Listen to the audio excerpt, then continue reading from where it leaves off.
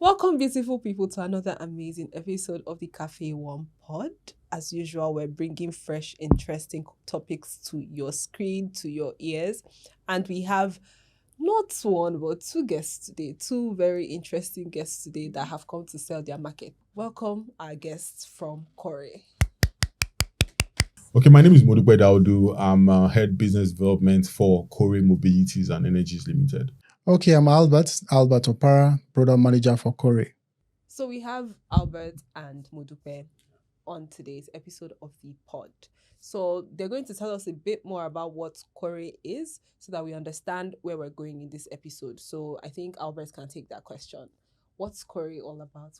Tell us what is Cory? Okay, so I'll just start by telling you what Cory means. Cory, the name Cory is an Hausa name for green.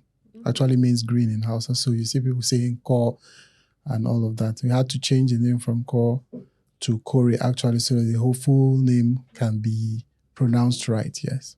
So Cory is an EV product that is designed to promote the adoption of electric vehicle in Nigeria. Not just only in Nigeria, Africa as a whole. Okay. So EV, electronic vehicle, right? Electric vehicle. Electric or yes, electric vehicle. Electric vehicle. Okay, what are electric vehicles?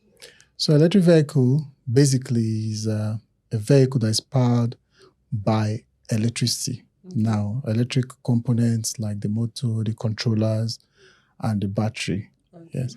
Unlike what you have, the normal kind of vehicle you call the ICE, the internal combustion engine. What about CNG? Have you what they call that one? So CNG, ICE, internal combustion, compressed gas, and all of that, those are fossil fuel kind of vehicle. Okay. So what we're trying to do is, because we are very delirious about the planet and how we are treating the planet, so we are introducing electric vehicle adoption, trying to increase it so that people will do away with the ICE, the hydrocarbon, the pollution, and the effect it's having in greenhouse gas and all of that, and then embrace electric vehicle. The truth is, electric vehicle has come to stay. And the adoption is quite poor in Nigeria. And we're thinking that we can do more. Yeah. And that's why we have Cory. Okay, amazing. So Modupe, do you want to tell us a bit more about the story, like the background behind Cory? Sure. Thanks, Will. I'll be happy to do that. I would say we should probably commence from when we launched the very first public charging station in Nigeria. That happened in June last year. Basically, we're on this journey, just as Albert mentioned, basically to see how we can drive the adoption of electric mobility in Nigeria. And in doing that, basically, one major question basically comes to play. If you're going to invest within the electric mobility space, what comes first? So do you bring in these electric vehicles that we're speaking about? Do you bring them in country first? Or do you, of course, want to invest in the infrastructure that supports those vehicles? We decided to go with the latter, basically. We deployed the very first public charging station in our location at Deku, June last year. And of course, that was basically a show of our intent, basically to play within the electric mobility space. Most people basically have the anxiety that, okay, even if I have an electric vehicle, where do I charge? We are living in a country whereby there is the national grid has, I think it's collapsed maybe like 3 or 4 times in the last 1 week. Yeah. So basically the thought around that was, let's see how we can, of course, invest in infrastructure first before bringing in these vehicles. And of course, post that, we've come up with other charging stations. Post that, we currently have our own electric vehicle brand, right? Okay. Which of course we sell electric vehicles. So we're able to offer electric vehicles, we're able to offer the charge infrastructure, and of course, after sales support. Okay, amazing. So it moved from just the charging station to actual vehicular sales, or did it come together? Well, everything came together, but you just as I mentioned, you need to take them in phases. So the first thing that we aim to achieve, first of all, was to jettison the anxiety of where to charge by, of course, deploying the very first public charging station. And after that, we now start gradually introducing electric vehicles. Okay. I think Cory has the largest electric mobility fleet currently in Nigeria.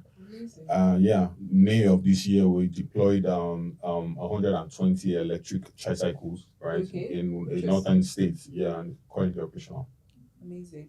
But I'm sorry, I'm an Igbo girl, so like, I just think about money sometimes. Okay. So does it cost more to have An electric vehicle? Yeah. Okay. I would say, in all honesty, yes. Okay. Initially. But one of the things that we always look at is you go beyond the cost of investment. So if you want to buy an internal combustion vehicle today, I think we're having a conversation before we started where you mentioned how much is a Toyota Camry.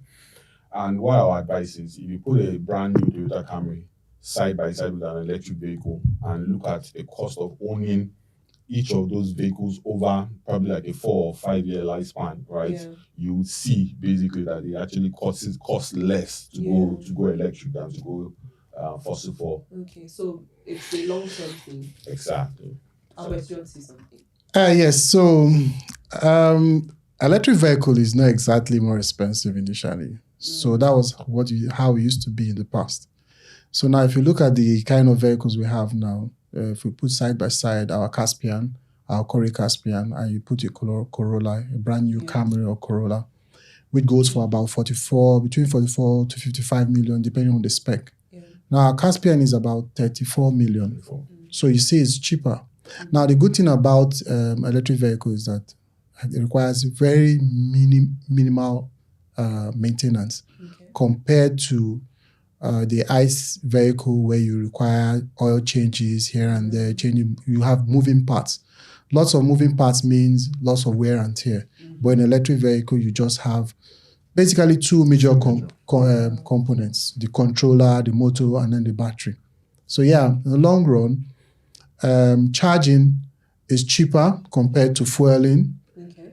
Ownership of its purchasing is also cheaper. So you have a savings of not less than 40% total cost of ownership at the end of the day. On the whole. Yes. So you save around 40% if you not convert, but if you switch to EV. Yes.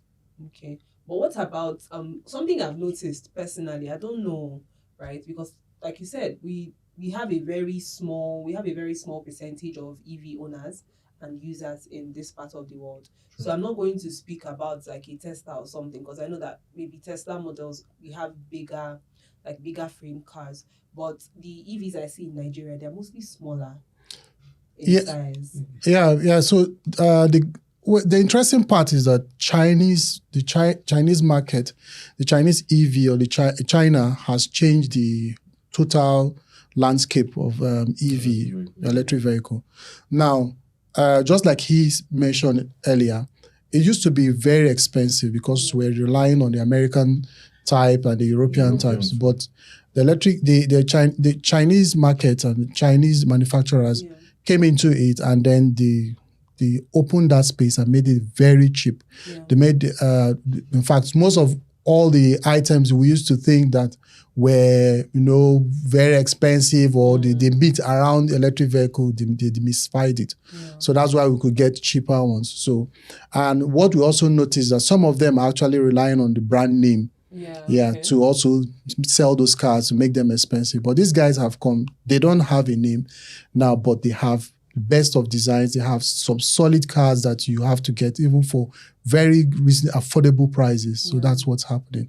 So Tesla will remain Tesla because Tesla is supposed to be like number one brand in the world or in America now. But there's a competition going on between the West and China. So the Chinese guys are trying to say, look, I'm going to make these cars cheaper and I'm going to make them very affordable for not just only Chinese guys, but for even the third world country like ours. So at the end of the day, we are getting those cars. They are smaller, but they are very efficient. We also have big ones, but even at that, they are not still as expensive as the Tesla and the high brands you have in the Western world. Yeah. Okay. So all of this sounds great. Like it sounds like a good thing. You're saving money on actually buying and maintaining a car, but I'm not sure that is the goal of something like Qoray. So what exactly would you say is the primary, okay, let me not say I'm not sure that's the goal. It's a goal, but what's the primary goal of a brand like Qoray with EVs? What's the primary goal? So, when I started, I told you Qoray was established to increase the electric vehicle adoption in Nigeria. Now we're targeting 3 major parts of the business. Now, when you use electric vehicle, you do a lot of savings, cost savings. Yeah. That will improve the livelihood of whoever is driving it, whether you are using it for commercial or for private. Yeah. Secondly, what it does to the earth, the planet. Yeah. You're reducing the amount of carbon emission you get.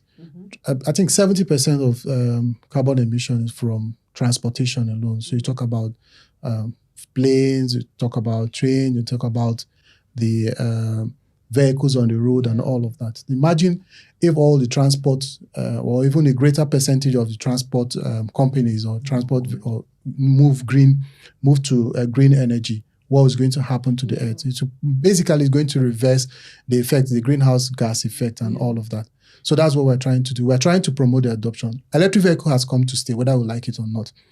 And Nigeria shouldn't be lagging in this particular technology. Something that we can catch up with just by providing those facilities here and there. And that's what Cory is also doing. So Modupe mentioned earlier about we providing charging stations here and there. Yeah, we're trying to tell you that, look, yes, we may have issues with grid and here and there, but we have what we call excess energy. I've not found anywhere somebody wants to do something in Nigeria and because of lack of electricity, the person did not do it. We always find a way around it. Yeah. And that's how Nigerians have been going around. So forget about grid. If you want to charge, you charge. Yeah. Your phones always get full, whether you like it or not. Exactly. You want to throw a party, you get power. So now you can't compare spending about 300 naira per kilowatt to 1,200 naira per liter. Now I'll give you an example so that you know what the effect of what we're trying to do. Now for our smallest car type, the Javan. The Javan is a 19.3 kilowatt hour battery, has a 19.3 kilowatt battery. Yeah. And to charge that, to fully charge that from 0 to 100, that will be about spending 300 naira multiplied by 19.3. That's roughly 6,000. Less than 6,000 naira. Now, if you want to get, and it will give you 220 kilometers on the full charge. That's like going to Ibadan and back. Now, if you're going to get a Corolla to do that, to get a full tank of Corolla, about 70,000. That's about 70,000. Can you compare that? Okay, you may not end up using the whole tank, you will say. Yeah. But again, check your transport from Lagos to, even if you're going both commercial or if you want to drive, by the time you go to Ibadan and you come back, obviously you won't have a full tank. You can't compare, even if you split the tank into 4, you still can't compare the amount of savings you're going to get when you use an EV.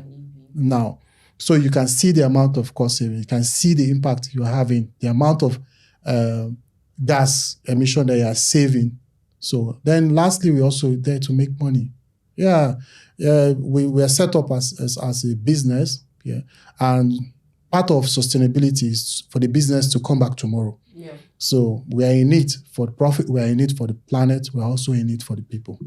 Amazing. Great stuff. Thank you for being honest about the profit, because people are fond of trying to put their businesses as always want to help people, want to help. You don't want to help yourself. For business sustainability, I think it only makes sense for us to also be profitable. So for us to come out tomorrow, for me to be able to pay people like Modupe, we need to make money so we can continue the goal, the mission, to change the world, to reduce the amount of gas emission, drop the cost of operations for people.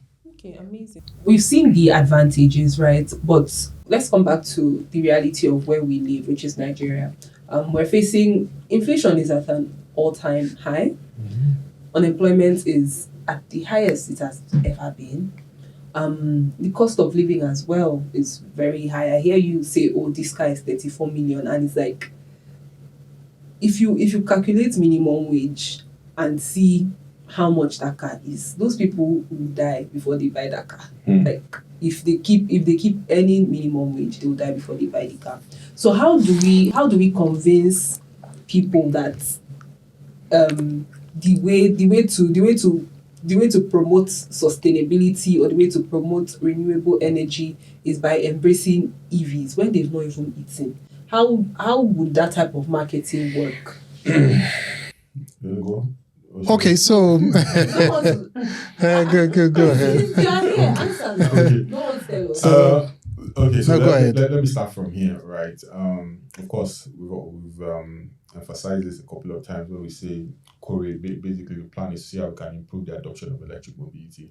And our strategy basically into the market, right? If I'm going to liken to a pyramid, I'm going to say when you invert a pyramid, right? A normal pyramid, you find out that the top of the pyramid has how do I say, has less people, right? If you're going to put people in that triangle, it has less people in the middle a bit more, then of course people at the bottom of the pyramid, you find more people. So I will invert that pyramid and of course drive that alongside Cory's strategy. So our plan basically is to see how we can of course create the most impact at that part. So we're not saying that we're not going to play at the mid or at the top end of the pyramid, but we're saying that let's concentrate on these guys. And I would liken that to one of our products, which is the Qoray Tuk. It's a tricycle. And each time we speak to people about this particular product, I always say that is the two major sell points for that particular tricycle is, number one, it helps operators increase their revenue. Number two, it also helps them reduce the operational cost by, say, about 35%. Albert gave a very incredible analysis when he also tried to compare the Corolla and our Java. So that's what we usually do. If I liken a Qoray Tuk to its competition in the market, which is the internal combustion tricycle, what you have with the normal Keke, as fondly called within the local terrain here, you find maximum of 3 sitting capacity. The Qoray Tuk, for example, can sit between 5 to 6 people, which of course immediately means more revenue. As Albert mentioned earlier too, you find out that it has less fail parts. So of course, just the motor and the battery. So you don't need to, of course, do any oil change. You don't need to spend money on maintenance and all. And okay, so that's just it. Looking at, so when we say electric vehicles, we not just focus on just the sedans or the SUVs or the buses. We also have other types of EVs that we also have in the market. As I mentioned to you earlier too, Cory has deployed the largest fleet of electric tricycles in Nigeria today. So I'll just stop there. I don't know how about you. You have any other thing that you want to add? Okay, let me just add a little bit so I can continue talking about Cory all day. And I eat, I wake, and I sleep Cory. So I get your question. And when we were during our ideation period about Cory, how best to promote the adoption, we thought about the purchasing power of Nigerians. We thought about the cost of EVs and all of that. And that's why we went to get ODMs, partner with ODMs overseas in China especially, because they understand our market and they can relate with us. And then we looked at our products that we tend to roll out and we're like, okay, our guys are not millionaires, middle class teen. We have more poor people than rich guys or middle class. So if we're going to promote the adoption, how best are we going to go about it? So those questions came up and we felt, okay, what is one of the highest employers of labor, arguably, if not the highest employer of labor, is transport. So when people come out of school and then they look left, look right, they don't find anything to do, they just get a tricycle, they get a Keke and say, okay, how do we get this Keke to be very efficient and also support them, and at the same time is affordable for them too. So you don't have to be a rich person to afford that. So that's where we went to. And they have like some purchasing models, like higher purchasing. Oh yes. Exactly. So that's where we went to for the Tuk Modupe mentioned. So the Tuk is a 6-seater, 6-passenger seater tricycle compared to your 3-seater. Now what that means is going to give you more money for the same distance you're going to cover. Then again, we noticed that the major or the most expensive component in an EV is electric battery. The battery itself. Now it's about 50% of the cost of an EV, of the Tuk. So what we did was that instead of to have them bear that cost, Cory is now renting out those batteries. So you do not have to buy those batteries. So at the end of the day, The tricycle is same thing as is same about the same price as Lower. if not lower, if not cheaper, Lower, yeah. if not cheaper than your regular tricycle, petrol tricycle. Okay. Now then we now allow them to rent the tricycle, to rent out the battery as the operator. So by so doing, we have dropped that initial cost of ownership for them. We are now allowing them operate at their own pace. So it's now more like you spend as you earn. So you don't have to labor yourself with trying to get an expensive equipment and all that. So those are some of the things that we put in place to drive that adoption in our market, in our environment, to bring it down to our people to say, look, we're not just bringing EV for EV's sake or for the top or the rich guys. We're also thinking about our environment to see how we can help the situation. So, and also if you look, I mentioned earlier and I said, we didn't go out partnering with top brands.